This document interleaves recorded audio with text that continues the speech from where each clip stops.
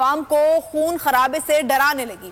Governor Khyber Pakhtunkhwa حاجی غلام علی کہتے ہیں ایسے انتخابات نہیں ہونے چاہیے جن سے خون خرابہ ہو جائے۔ ساتھ ہی کہا میں نے الیکشن کمیشن کو انتخابات کی تاریخ دے دی ہے، الیکشن کمیشن کو لکھ کر دیا ہے کہ اداروں سے مشاورت کی جائے۔ پریکٹیکل جو سچویشن ہے صوبے کی اور ایک آئینی ذمہ دار کی، میرا فرض بنتا ہے کہ میں وفاقی حکومت کو، پروونشل گورنمنٹ کو، عوام کو بتاؤں۔ وہ جہاں تک انہوں نے خط بھیجا، میں نے 2-4 دن پہلے کہا تھا کہ خط کا جواب ہم دیں گے۔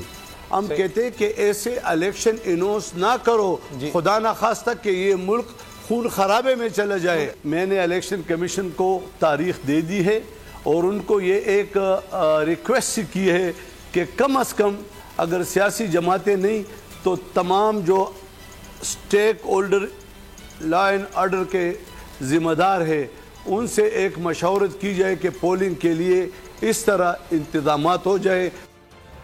الیکشن کمیشن کے خلاف بیان دینے کا کیس، فواد چودھری کو ضمانت نہ مل سکی، کیس کی سماعت